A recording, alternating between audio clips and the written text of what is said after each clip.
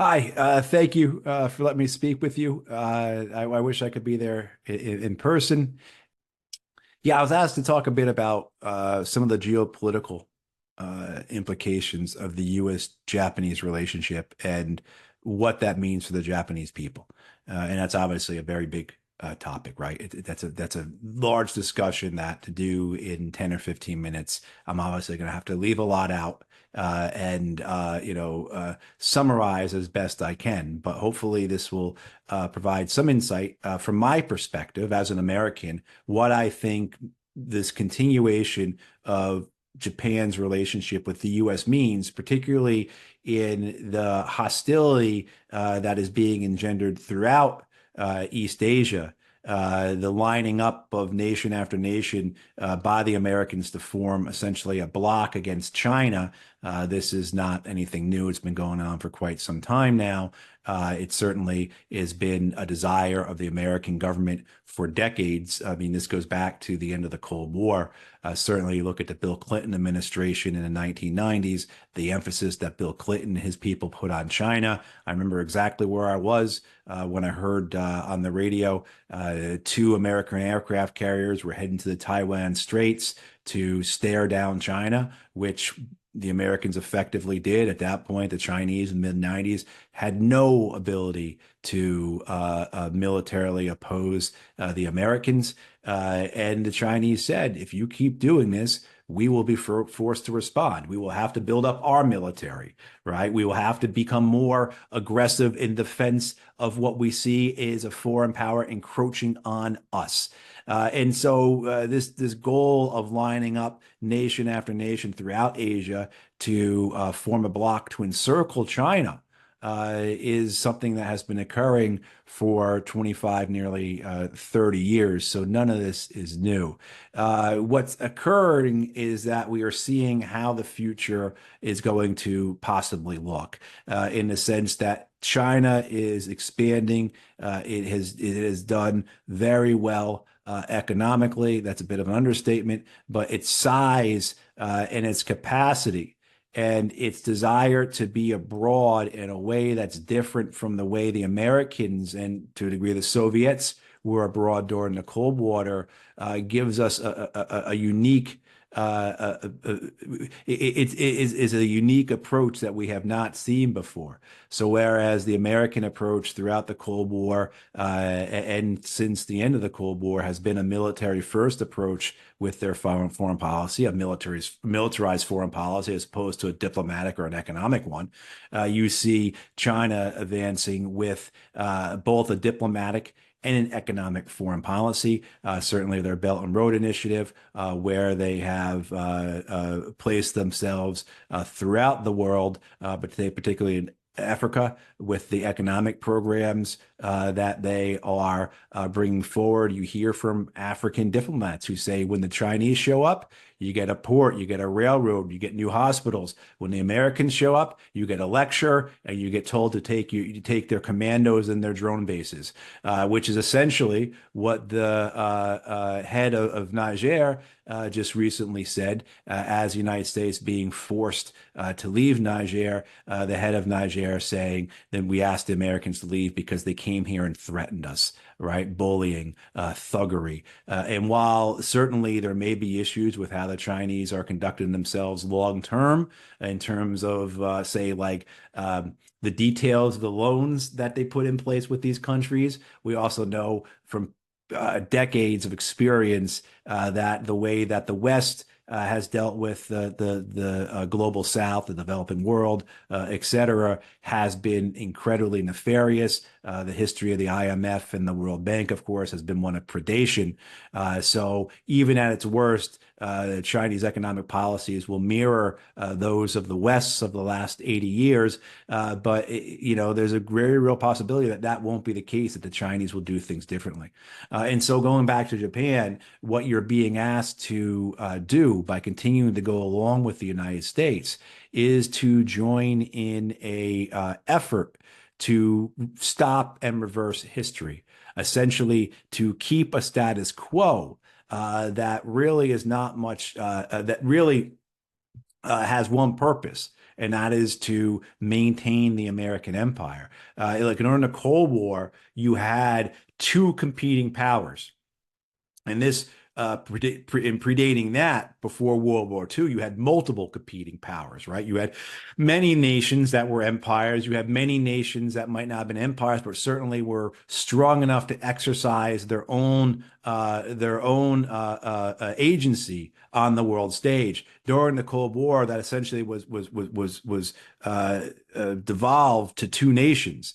And now, of course, in the last 30 years since the end of the Cold War, you have had essentially only Americans on that world stage. If you look back these last 30 years and look at the wars, look at the economic policies, look at just any of the major events, and you will see that the Americans have been fully evolved, whether driving those events directly, whether being the main actors, or whether supporting using proxies or vassals. But certainly, major world events all come back to a framework of the American empire. And now China is threatening that. And so, what Japan will be asked to do is, rather than move into a new era, a new epoch, something that might be possible in this world, a different way of living codependently, cooperatively, living together as a consortium of nations. Japan will be asked to defend the American empire, not just to maintain the status quo, but to help defeat any threat to that primacy, to American hegemony. And so I think that's really important for the Japanese people to understand what they're being asked to do here. This is not in any support of the Chinese government. Certainly, I can criticize the Chinese government for a host of reasons. I can criticize the American government because I'm American. I will criticize it harsher.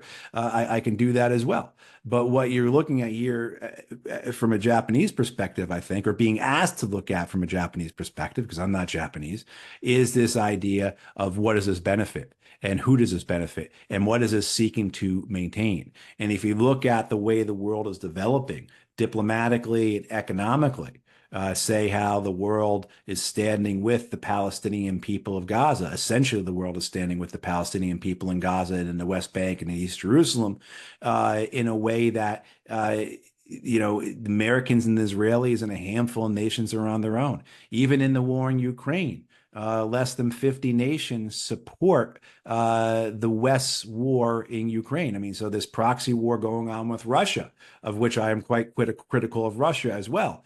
But what you see, though, in that case, is that you see only about a quarter of the world's nations support the West, NATO, the United States' policy in Ukraine. And that's a tremendous figure to look at. Realize that three-quarters of the world are not going along with the Americans and NATO in Ukraine. You look at, say, just the numbers of economically, how big the BRICS countries are, how they are about 36 or 37% of GDP, and the G7, which was for so many decades the only bloc of the only economic bloc that mattered, now is well behind the BRICS countries, below 30% of GDP. And you look about that on any other metric, and you see a declining reality for the West, for the American empire and its vassals, essentially, and opportunity and growth and a new tomorrow, if you will, for other nations. A lot of this has to do with the fact that nations are desperate to get away from the American empire. They see it as not just, they see it as either a direct threat or as something that will be very constricting, that will challenge them and that will force them to make decisions that are not in their nation's own best interests. And more countries are rejecting that. So this is one other aspect that I'd like people to take in consideration of, of Japan's continuing alliance with the U.S., of Japan's willingness to go along with the United States, particularly in its actions in Asia, doing everything it can basically to provoke a war with China. Certainly, and if that language is too hard, I guess the other way to phrase it is doing everything, not doing enough to prevent a war with China. Certainly, the rattling of the war drums in the United States are quite loud for a war with China.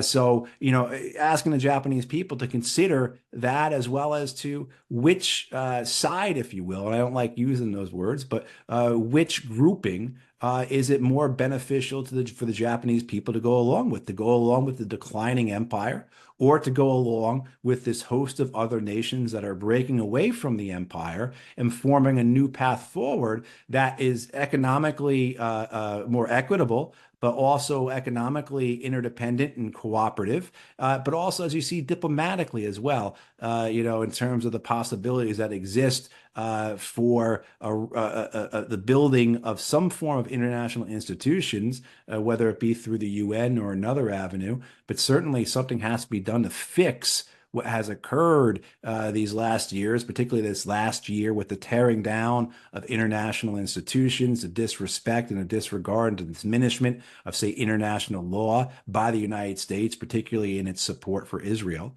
So again, what side do the Japanese want to be on that? And if you put all that together, even from a selfish, self-interested point of view, which is better for Japan? To be with the rising powers or to be with the declining empire? And in the United States, in English, we have an expression. Basically, it's a dying mule kicks hardest. And so, as the empire declines, as the American empire loses sway and power around the world, what will it do to maintain that sway and power? And so certainly I think looking at, if the American foreign policy has been militarized throughout the American empire's ascendancy as well as its dominance, what will be the usage of that militarized foreign policy during its decline? So just some things I want to throw out there about, at that level, at that geopolitical level. I know it's a lot. There's a lot more that could have been said, but hopefully this stirs up some conversation. I appreciate again you all asking me to speak, and yeah, hopefully maybe next year I can be there in person. Thank you very much.